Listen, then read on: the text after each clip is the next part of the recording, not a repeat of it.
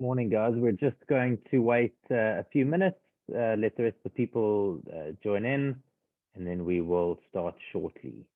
For now, you can just look at the beautiful faces of the panelists above. It's always the awkward part while we wait for everybody to join.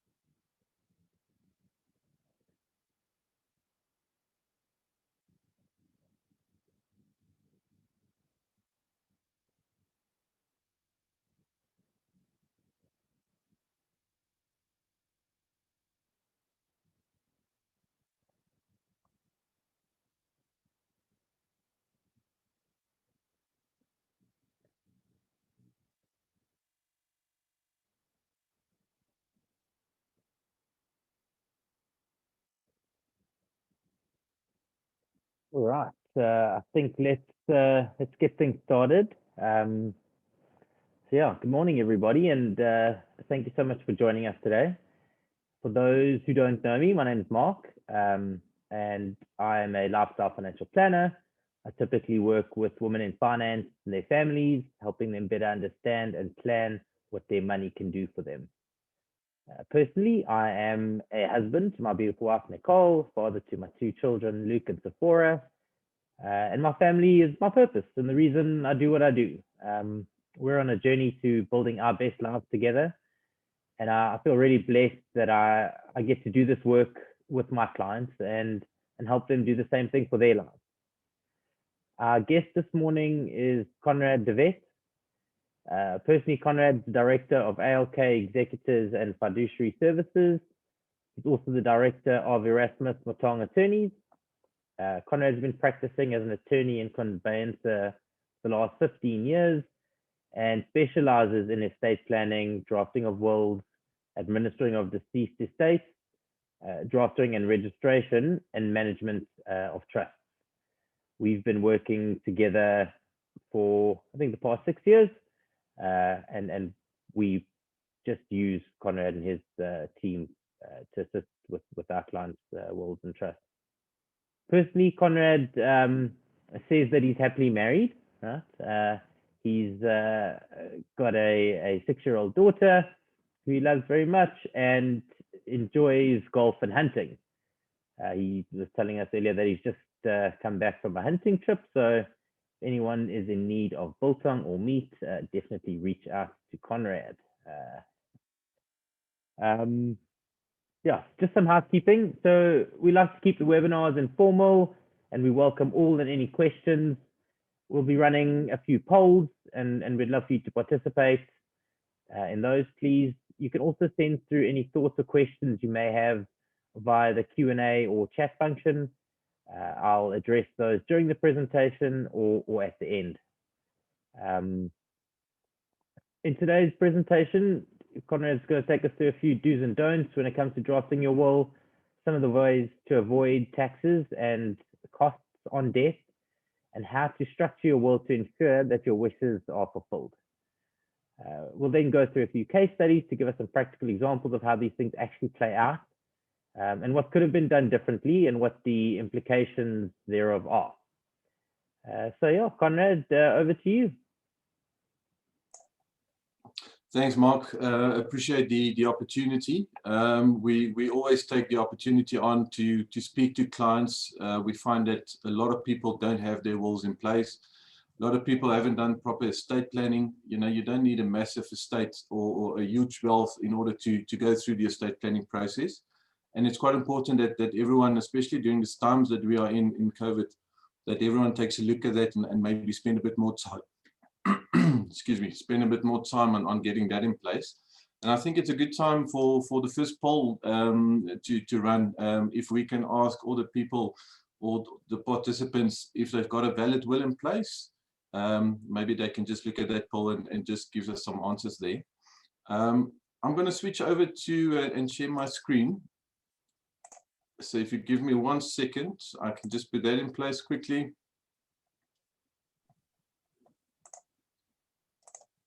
Okay, so as Mark mentioned, I'm from ALK Executives. We specialize in fiduciary services, which is your straightforward drafting of wills, estate planning, deceased estates, trust management.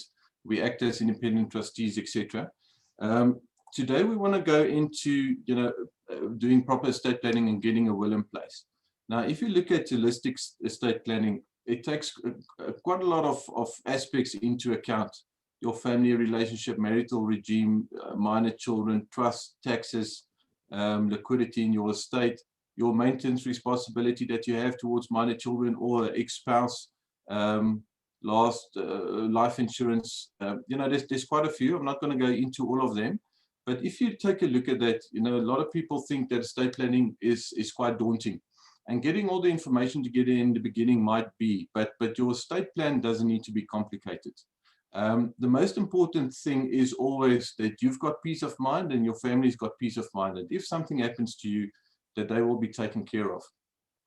So if we look at estate planning, the benefits of that there may be a tax saving if your will is structured correctly. You can determine and plan for the. Sorry. Oh, no, sorry. Just that poll's just popped up now. Sorry to stop you halfway. Maybe let's just answer this quickly, guys. How many of you actually have a legal, correctly drafted will in place? Let's just go through that quickly.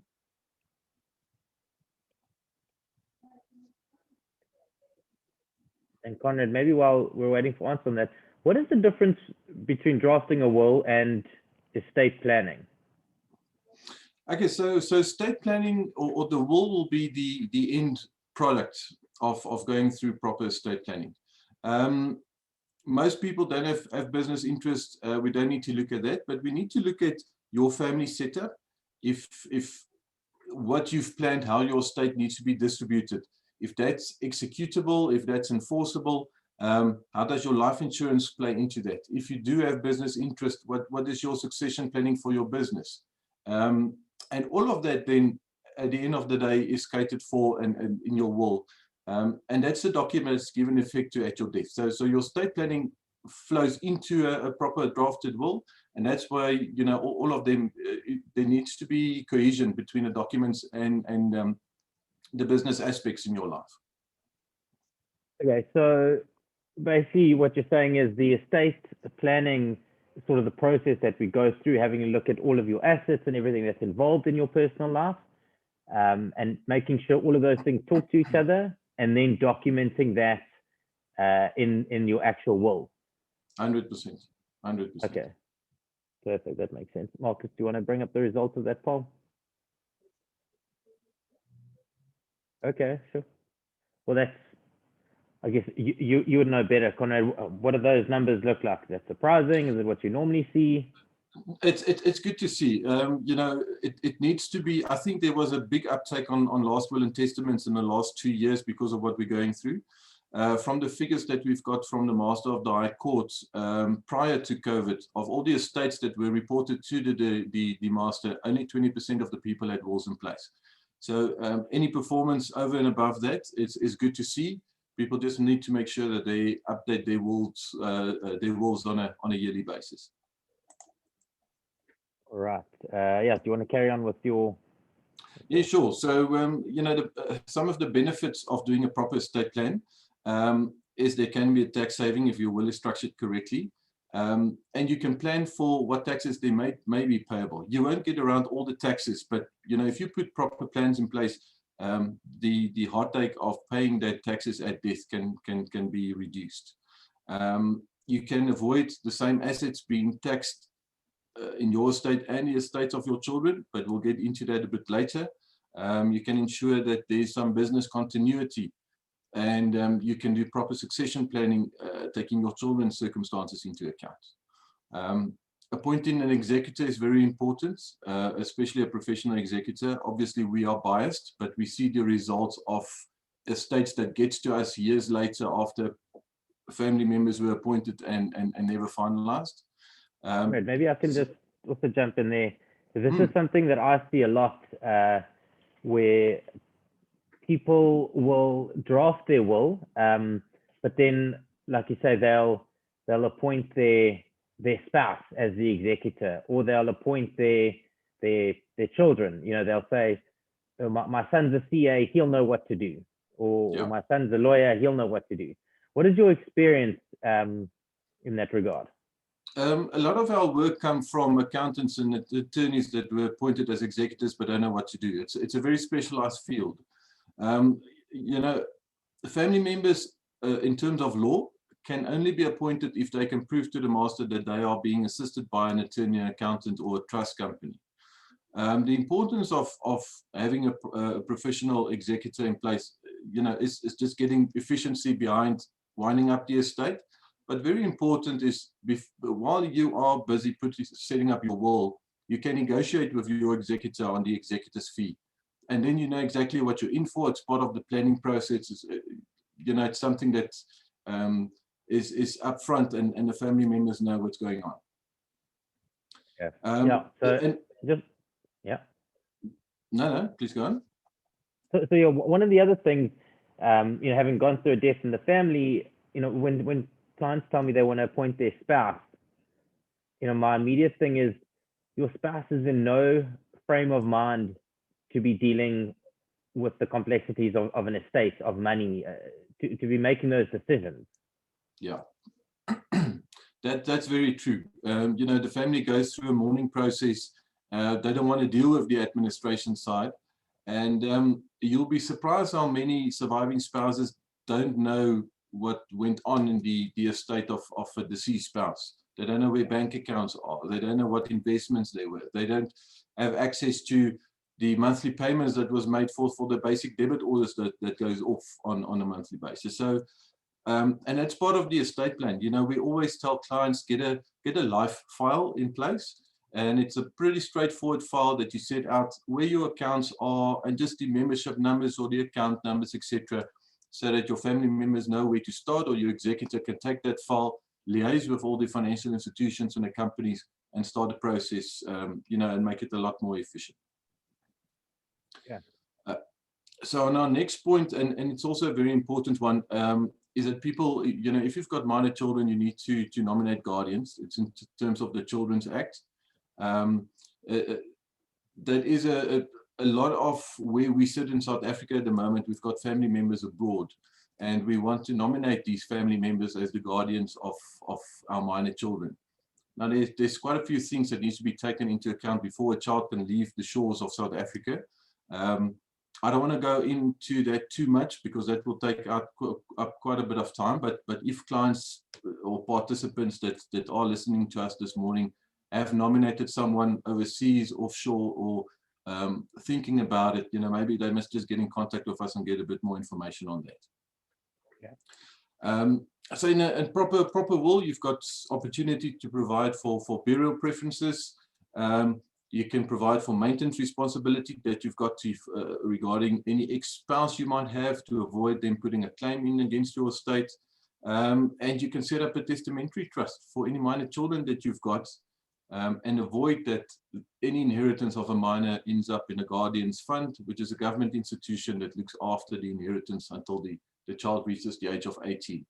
So it's imperative that, you know, a proper drafted will, if there is any chance of any minor children or any minor grandchildren may inherit, that there's a testamentary trust that makes provision for. On that, are you saying if you don't make provision for a testamentary trust to be set up for minors, that the assets will automatically go into this guardian fund, which is managed by the state? Correct. And unfortunately, it works like UIF. So if the guardians of your minor children needs funds on a monthly basis in order to care for your children, they go stand in a queue, they need to prove expenses, and then they get funds to pay their children's expenses. And it's a major problem. So make sure it's not a complicated issue. It's just something that needs to be make provision for in your will. Okay. If we go, sorry, I just want to get apologies. There we go. So a few basic tips to avoid paying unnecessary taxes, or just making the payment of taxes easier, is if possible, your spouse should be the sole heir in your estate. Anything that the surviving spouse inherits is a deduction from estate duty and capital gains tax. They call it a rollover tax, so it's only payable at death of the surviving spouse. But the reason behind this rule with SARS is they want to make sure that the surviving spouse has sufficient funds in order to live off until they pass. So it's only taxed at the death of the survivor. If you are in a situation where you're, sorry, just Mark. on that again, sometimes we come across a scenario where they say, I want to leave X amount to my son, X amount to my daughter, and the balance to my spouse. In that scenario, it seems very simple, but what you're saying from a tax perspective is it's going to be more costly, right? It's going to be more costly. Now, if the client knows about that and it's part of the planning and they've made provision for this additional taxes, then not a problem. But a lot of people put that in place without, especially if you do online wills that a lot of institutions provide, they don't know what the implications are of the decisions that they make or put into a will. So it's something important to take into account. If you don't want your surviving spouse to be the heir in your estate, and there's a lot of circumstances where this might not be an option, they have got ill health or of a bad mental state, and we've had clients that have reasons that they are afraid if they pass away that their spouse will marry again and then all the inheritance will be squandered. Then there is ways around it using a trust, but still get that benefit of this rollover tax deduction. But there's a lot more structuring that goes into that part, which I don't think falls within this, the ambit of today's discussion. And just to be clear, the rollover tax deduction that you're referencing, that's the 3.5 million rand abatement, right? Not just the abatement. So everything that the surviving spouse inherits is a deduction from estate duty. And capital gains tax, and then the abatement that you're referring to, and I'll explain that, maybe I should explain that now. Every person that passes away get a 3.5 million abatement before any estate duty is payable to SARS. And that abatement also rolls over to the surviving spouse. So if the surviving spouse is the sole heir in your estate, that abatement rolls over, and when the surviving spouse passes away, they've got a 7 million abatement, which is a big benefit before any taxes will be payable. Okay, so on that, I pass away, everything to my spouse, my estate pays no taxes. Correct. When my spouse passes away, there is her 3.5 and my 3.5, so 7 million. Anything over 7 million will then be taxed. 100%. Okay, makes sense. Some more of the tips we're referring to is if you've got business interest, make sure you've got your business insurance in place. For example, buy and sell policies. It creates liquidity. It assists with giving your surviving partners in a business the chance to take over your shares and not deal with your family members as if they inherit the shares in a company. You can take out life insurance to cover your estate duty and administration cost in the estate. Mark, I think we've been referring to another poll that the question to the participants, just to find out if any of them have previously done any estate duty calculation, liquidity calculation as part of their planning. If I can just maybe mention that again, if anyone missed me, when we do estate planning for people, we do a physical estate duty calculation and a liquidity calculation to give them an idea of what the estate duty would be payable to SARS if they pass away today. So we just want to know if anyone of the participants have done such a calculation in the past.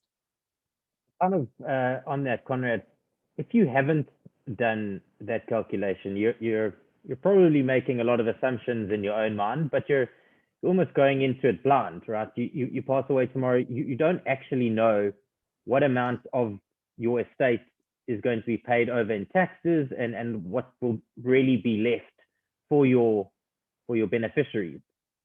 Yeah, Mark, that's quite a big issue in our world where we do CDN product and we do the deceased estate administration. Is we're sitting with clients or estates where there's a big cash shortfall, that people didn't do proper planning, there's not sufficient liquidity, and then we're forced to start selling assets in the estate in order to pay the creditors or to pay SARS. So just a bit of planning. You know, we always say that life insurance is probably the cheapest savings plan that you'll ever get. And it's the easiest way, especially when you're still younger, to make provision for any such taxes or expenses in your estate. Okay. Marcus, do you want to bring up the... Sure. Okay. Right. Look, it's the percentage of people that have done the calculation. I'm surprised that that's very good, but there's a big scope for some other participants to maybe start looking at that at some stage. I think just to touch on what you said, practically, you know, your assumption is that X amount goes to my beneficiaries, but like you say, if you haven't made the provision for the costs, they may need to sell physical assets, which could result in them not having a primary residence, not having a house, you know, which, and now it's too late to do anything about. So it's yeah, really advisable to get that done earlier. That's it. You know, one must always remember that the creditors and SARS always stands first in line, and only if there's anything left in the estate will the heirs receive, you know, the inheritance. So that's something important that they need to keep in mind. We will always suggest then also to invest in retirement funds. Make use of your allowable contribution as much as possible. Any retirement funds are exempt from estate duty, so there's no estate duty payable on retirement funds. And if a retirement fund is converted to a living annuity, that living annuity is also exempt from estate duty. If you've got, and this is, I think, just a general rule, not only for your estate, but if you've got more than one property, make sure you keep a proper book and records of the cost when you purchase that property, the transfer duty you might have paid, any improvements that you're doing to that property, because that's a deduction for capital gains tax. And, you know, we get to the estate, the clients sit with a big property portfolio, and the family members has no record of any expenses that can be deducted before CGT is payable, and then we're sitting with a massive capital gains tax problem in the estate at death. Practically there again, you know, this comes up a lot. Like you say, clients have multiple properties, and they've done a lot of things to the properties over time, but do they physically need records like slips and invoices and those sorts of things? Does SARS actually want the supporting evidence, or would like a spreadsheet suffice? Yeah, SARS in most cases request us for supporting documents if we do claim a deduction. So they always want, and they want the physical invoices and the proof of payment that was done. Sure. Okay. Yeah. Okay. And just lastly, you know, if you are starting a new company, there's quite a big prospect for growth in that company. It's a good idea to look at setting up a trust so that the trust owns the shares in the company. You don't own the shares personally. It keeps the shares out of your estate. It's not part of your estate at death. And you can still today, you know, donate 100,000 Rand per year to your trust, which is not a lot. Between you and your spouse, you can donate 200,000, but over the long run, you know, it can be significant. But the biggest thing is all the growth in that company will be in the hands of the trust, not in your personal estate. I think that's important, as we're going to see in one of our case studies. Is, you know, people start companies, and like you say, the idea of the company is is to grow. If you do it correctly from the beginning and have the trust own the share in the company, all that growth sits out of your personal estate and then is exempt, I guess, but it's removed from any estate duty and taxes on death. Yeah, 100%, Mark. 100%. You know, we spend a lot of time and we get a lot of inquiry from clients trying to move assets out of the estate into trusts. So if you can start with a company with shares at nominal value, you move it to the trust at no cost, no tax effect, and all that growth happens in the hand of the trust. That's where everyone wants to be. But usually, you know, it's done too late. So when there's significant growth, then the client comes to us and say, "What now? What can we do?" And then there's a bit of a problem. Okay, so if everyone is still happy and awake, and apologies, you know, this is not always the most interesting subject, but I think it's one of the most important. Let's get to a case study.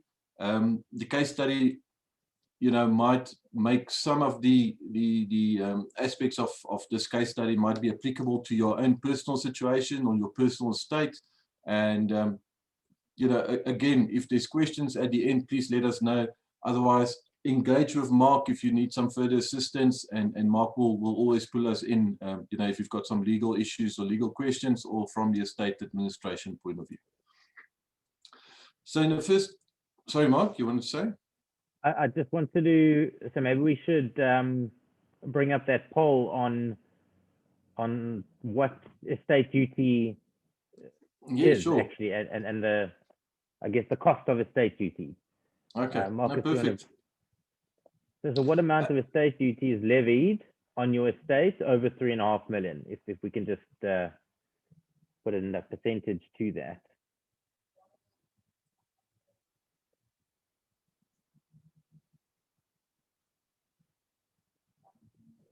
And then while we wait for that, just on the case study. So these are actual examples. Obviously, we've changed some of the information and everything, but you know, these are scenarios that have played out, that we've seen, that I think, like Konrad said, it brings the practical element to an estate plan, to a will, to a trust. And you'll see some of the comments. You know, a lot of the time we think my estate and my will and my plan is very simple, but because of how things have been structured over time and the decisions you've taken earlier on in life, it doesn't play out like that. And then, like Konrad mentioned, it's almost too late to now try and unwind this and try and fix the potential problem that you're faced with. You almost need to get it right from the beginning. Let's see those results, Marcus. Okay, perfect. I think most people are correct. So if your estate is between 3.5 million and 30 million, your estate duty is 20%. Anything above 30 million is taxed at a rate of 25%.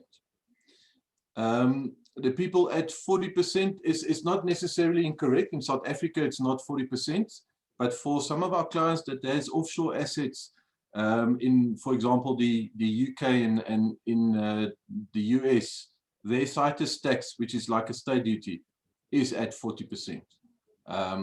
So there's a few things to take into account if you do have offshore assets, but yeah, no, the poll is 100%. Thank you. Marcus, do you want to take us through this case study?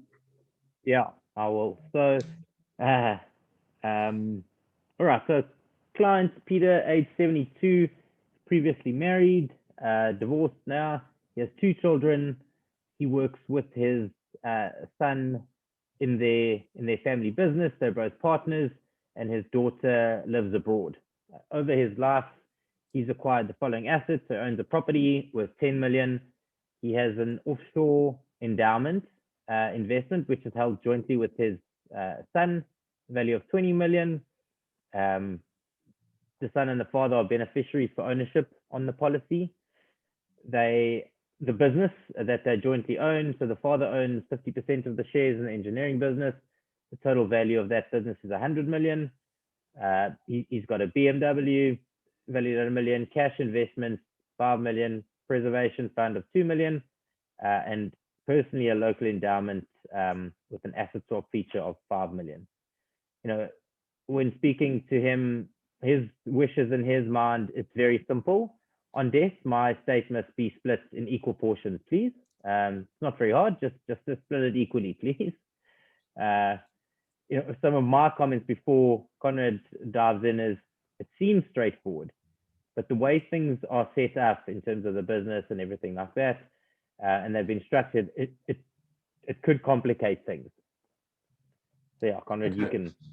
Before we kick off, if you don't mind, Mark, I see we've got 2 questions from Caroline that I want to answer quickly.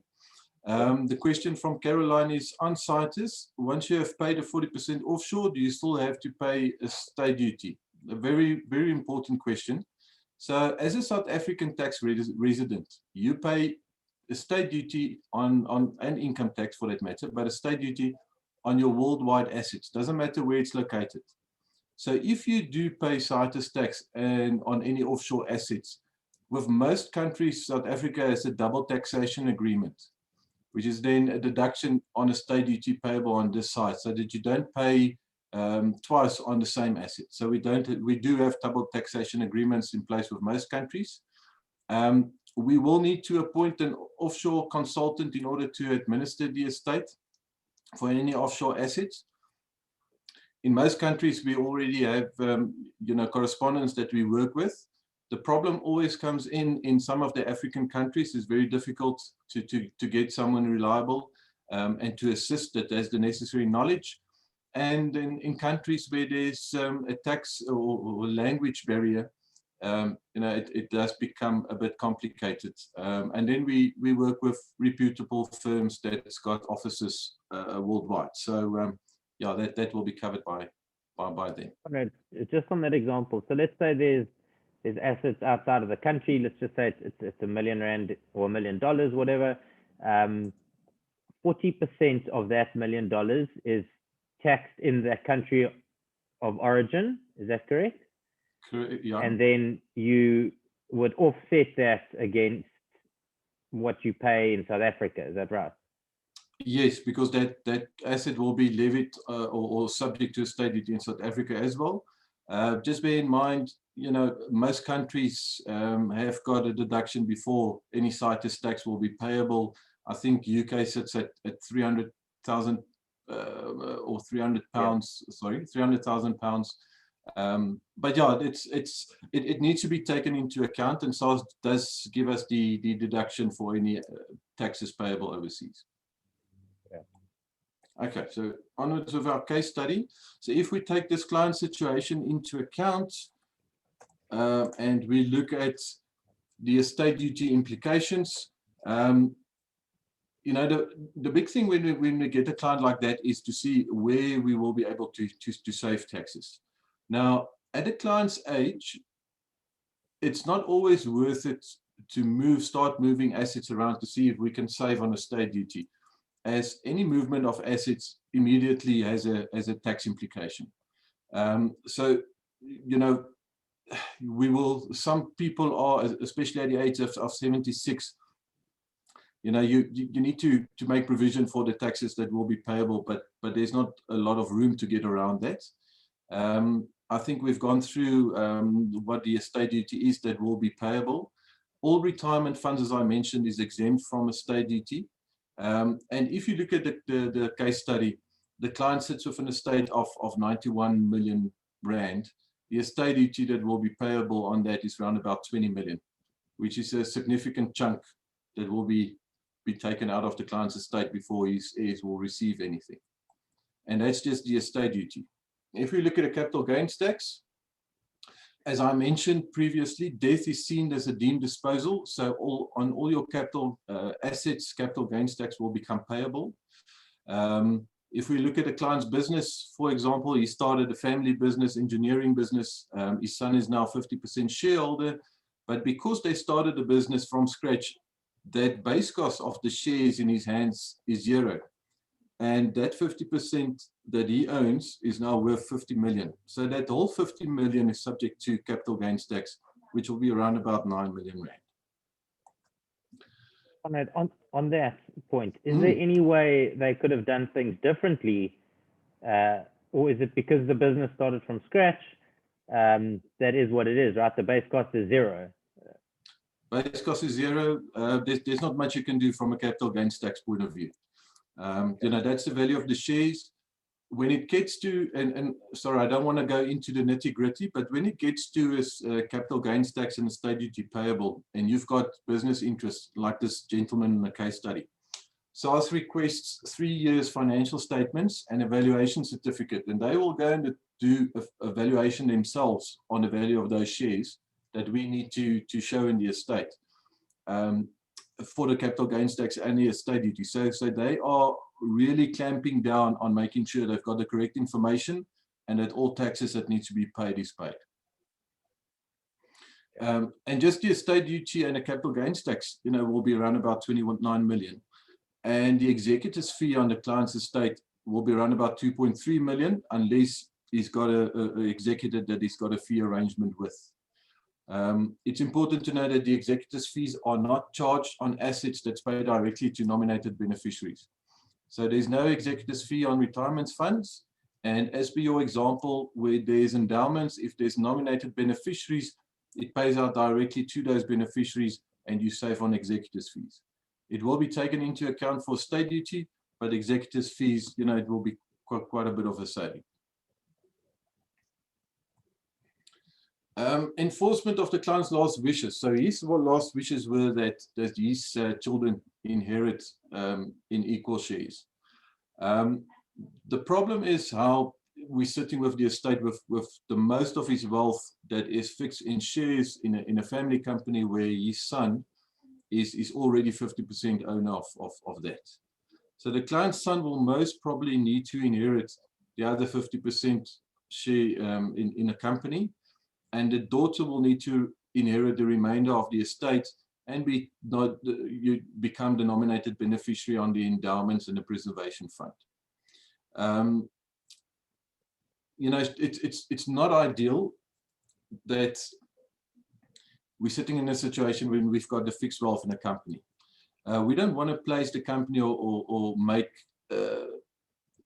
give the daughter shares in a company, unless we look at what the family situation and the family relation is. The daughter, should she become a shareholder in that company, she'll have certain rights. She'll have, as the minority shareholder, she'll be able to appoint a director. And if their relationship is a bit of a problem, that will put a massive hamper on the management of that company and the growth of that company. Simple, we'll get to it now, but some of the possible solutions that we would have had if we knew the client before the age of 76. If I can just go into what's stated here, hindsight is obviously an exact science, but at the age of the client, any restructuring of assets will have a huge tax implication. When the client started his business, or when the business started seeing potential big growth, they should have transferred those shares directly into a family or a business trust that's set up for him and the family. His children, his son and daughter, could have been beneficiaries with him on that, and that would have alleviated not only the tax problem, but how the estate would be distributed at the end of the day. If the client was still younger, and he personally decided to keep ownership of the shares, we would have suggested the buy and sell agreement for our clients or participants that's got businesses in place, and you've got shares and you've got partners in that company. A buy and sell is the best option that you can look at to get value for your shares at death, so that your family get the value of your ownership in a company into your estate, and your remaining shareholders will be able to buy out your shares. They don't want to sit with other family members that they've got no relationship with that inherit your shares. And then it gets a bit more complicated. We need to look at the preemptive rights in your shareholders agreements, in your memorandum of incorporation. So putting a buy and sell policy in place, the buy and sell policy kicks in on the date prior to death. Your policy pays out to the remaining shareholders. They pay that proceeds of that policy over to your estate, and they acquire your shares and loan account in a business. It's a clean transaction, and it creates a lot of liquidity. Konrad, just practically in this example, if there was a buy and sell in place, the policy would have paid out to the son. He would have used that money to buy the 50% shareholding from the estate, and that the estate then would have paid that 50% over to the daughter living abroad, right? So she's now no longer involved in the business, because practically if she's living abroad, how is she going to be involved or run a company in South Africa? It just complicates things. It complicates it quite a bit, Mark, especially with the new Companies Act, where minority shareholders get quite a bit of protection. And we've seen family members making it difficult for other family members running business, as they don't get a direct income from the company until the company declares a dividend. So it's a massive fight, and it creates disputes between family members if it's not structured correctly. Okay. Before we get to case study 2, any questions?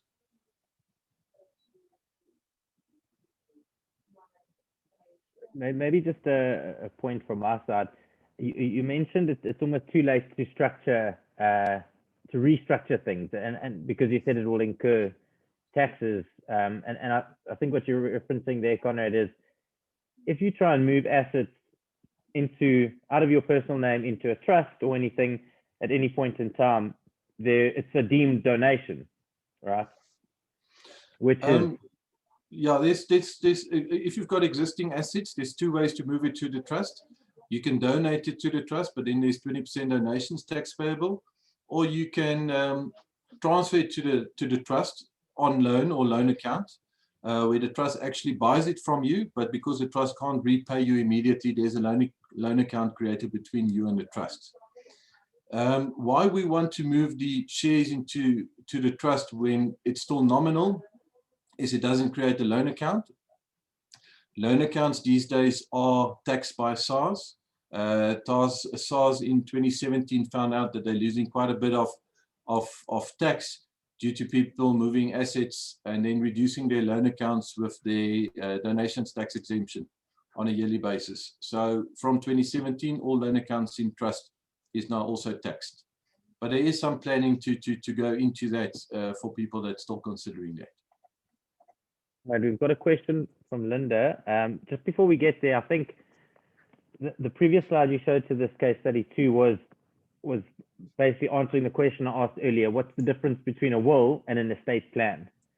So the plan is how to ensure that your wishes are actually executed in the manner that you want them to be, right? So they're fulfilled in the way that, you know, in my mind, 50% goes to each of my kids.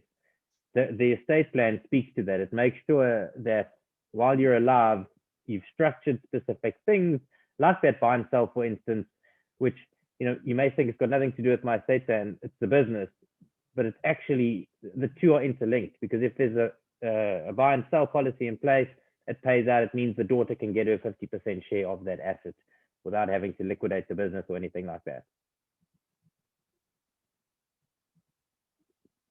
Okay. Linda, that's another question.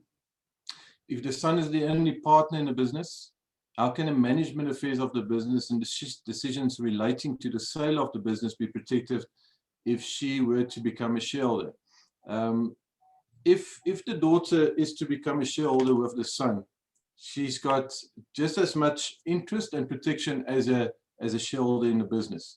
Obviously, the son, as the sole director, can run the business for the benefit of the shareholders. But if the daughter decides that at some stage she is not happy with how the business is being run, she, as a minority shareholder, can insist on the appointment of a director on her side. Now, she's not in South Africa. Now she appoints someone else to act as part of the director of the company, which just creates a bit of issues. The best is that the son inherits that business or the shares in the business. Something that I didn't mention is when a father passes away, that 50% of the shares is now taxed. Now, if the son passes away 10 years later, he inherited the shares from the father, now it's taxed again. And we want to avoid that.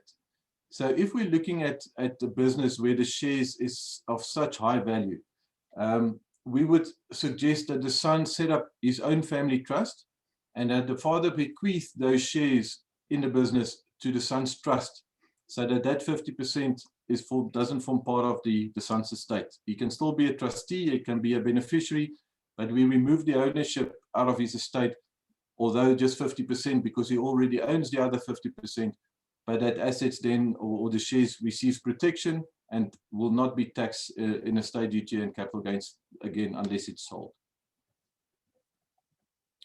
And then just, Mark, just another question from Caroline.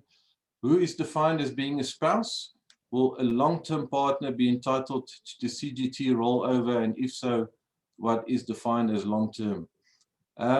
Caroline, it's a quite a contentious question because there's a lot of uncertainty regarding the term of spouse. The reason for that is a spouse is seen as someone that you are civilly married to. Customary marriages are also recognized now under the definition of spouse. But there's been recent court cases where long-term partners receive the benefit from a tax point of view as if they were a spouse. The problem comes in if you are not a spouse, you don't get protection under certain legislation like the Maintenance of Surviving Spouses Act. But for estate duty, we can get that benefit, and I'm sure for capital gains tax as well. If we can prove to SARS that there was a long-term relationship, that the people were responsible and assisted each other, maintaining each other, then SARS will grant us the deduction. It's not defined, the term itself, it's all up to SARS. We need to submit the facts of the relationship, and then SARS will make a determination if we get that deduction or not. Okay. We go to the second case study. Okay, Mark, do you want to take us through that, if you don't mind? All right. So Dan, age 62, he's married, two major children, i.e. they're older. One of those children is financially dependent on him, along with the grandchild. His second child lives in a property owned by Dan, but other than that is financially independent. Assets, Dan owns two properties, his primary residence, which him and his wife, along with their daughter and grandchild, live in. The second property is rented by his son. So Dan still owns it, the son rents it from him. The balance of the assets around 14 million, including pension funds, liquid assets, preservation funds, etc. So Dan's wishes, if he dies, everything's bequeathed to his spouse and vice versa. If they both die, the estate must be divided equally between his two children. And here comes the but. The daughter, these are Dan's concerns. His daughter is not financially capable of handling her financial affairs. He also has two siblings who Dan is financially responsible for and wants that to continue for as long as they are alive without using capital to achieve this. He wants his daughter to continue living in the house and the funds to be available to provide for the grandchild's schooling and current standard of living. His daughter must only receive income but not have access to the capital. And his son is to receive the property that he lives in and the other 50% of the assets. So just reading that is giving me anxiety because it sounds hell of a complicated. It does seem to me like that he's trying to rule from the grave. You know, he wants to gift, but he wants to put all of these conditions on it. And I know it's overwhelming for him. And this has actually just stopped him from doing anything, right? So there's no will in place because he just doesn't know how to handle it. So this is where we would typically call you in, Konrad, and you would do your thing. Okay. What's very important is that the client has realized that there is some major issues that he needs to cater for now. The big thing is most of these issues can be catered for in his will. With a few percentages here and there in the distribution of the assets and how we structure it, most of this can be taken care of. I think the big issues, but we'll get to that, is when we get to the pension fund and the preservation fund. But let's get into this case study quickly. So the client's will needs to make provision for a testamentary trust. So we set up the trust in the will. The trust will inherit the daughter's share of the estate, maybe a bit more because there's some other major beneficiaries that need to be taken care of. But the daughter will be with her son, which is the client's grandson, and the other major dependents will be the income beneficiaries of the trust. We'll make the daughter and the grandson and the grandson's children to make provision for further succession, the only capital beneficiaries of this. Now, one of the requirements or conditions we'll put in place is that the trust must survive for at least the lifetime of the daughter. We don't want to give her access to the capital unless absolutely necessary for medical reasons or whatever, but that assets or the inheritance must be protected for the grandson, but keep the daughter's way of living and well-being and everything into account. So the trustees will on a monthly basis, just from a practical point of view, sit with the family, devise a budget, put that in place, make sure that there is sufficient growth on the capital assets, that it's properly invested, there's a proper financial plan in place for that. And then, this trust can then cater for his needs and make sure that they are protected. His son's share in the estate will be inherited by the son directly. The son will inherit the one property he's living in. He doesn't have any problems on that. And the son can be a trustee on the trust. We do suggest that the client appoints a professional trustee in order to manage this trust. There is a cost implication that needs to be taken into account from a professional trustee. Trustees charge certain fees on a yearly basis for that. But the big thing is, firstly, there's quite a bit of legislation that needs to be taken care of when it comes to management of the trust. And one of the important things is the son and daughter is obviously brother and sister, and they're related. And one sibling is usually not very happy with another sibling managing the financial affairs.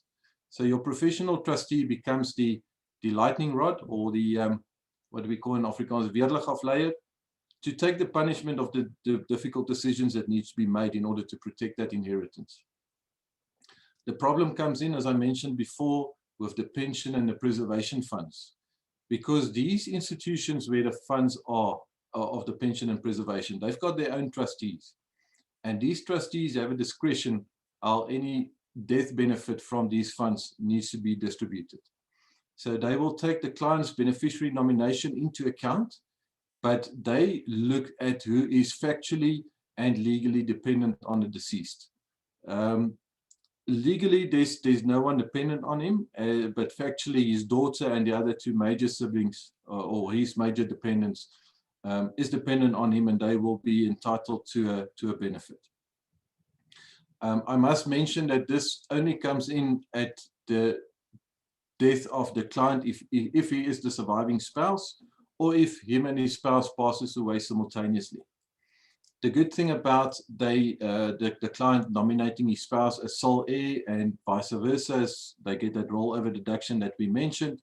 So this testamentary trust and the problems that might come with that is only created on the death of the survivor of them. And hopefully the situation might have changed, and then we sit with the surviving spouse and we do further planning in order to make sure that that plan is still relevant and enforceable. And the family members that might be dependent is still alive. Konrad, can I just touch on something there? I don't think we're going to have enough time to get to case study number 3. We've got 5 minutes left, but you mentioned there on the retirement benefits, and you can nominate your own beneficiaries, but anybody who's legally and factually dependent on the client in this example has a claim. How will those trustees of the retirement assets determine how much is allocated to those people who put forward a claim? And how will they know who those people are? Mark, it comes to disclosure. It comes to a request for information that they sent through, where they specifically request who was legally dependent on the deceased.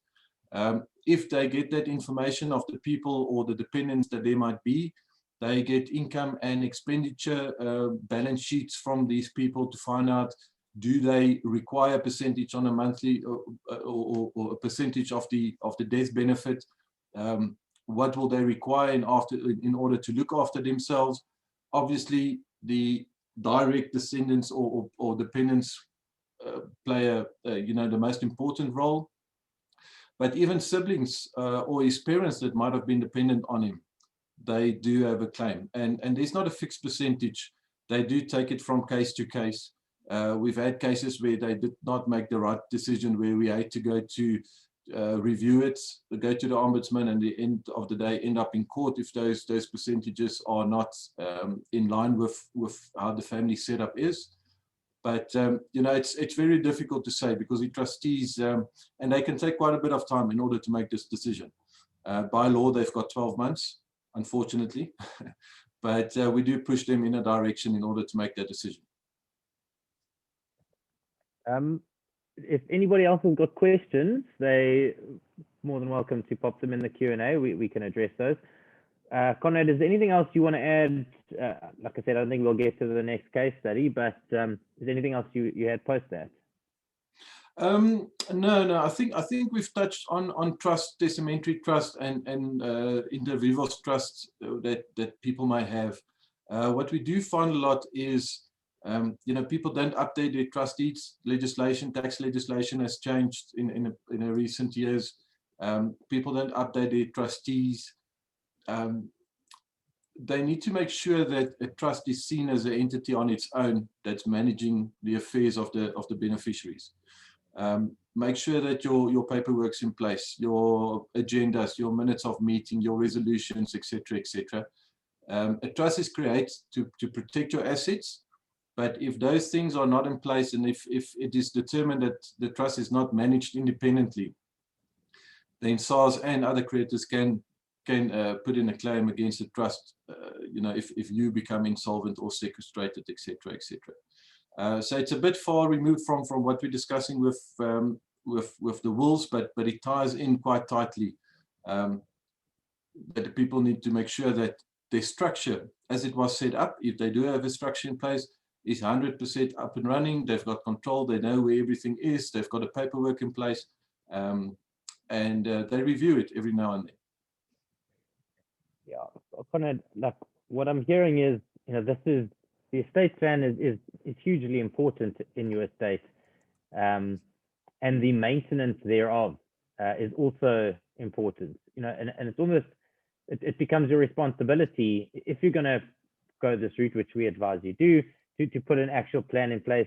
It becomes your responsibility to update it and keep it active. I'm thinking of an example where you've nominated some trustees, and one of them passes away, but you don't go and amend your trust documents now. That trustee's no longer there.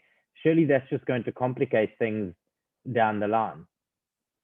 100%. And a lot of people that do have trust in place, where they are a trustee, most trust deeds make provision that they can nominate their replacement trustee in their will be appointed at their death. They need to make sure that they've made use of this to nominate their replacement trustees. All right. I think we're going to have to call it there. Just time-wise, we're just on 11 o'clock.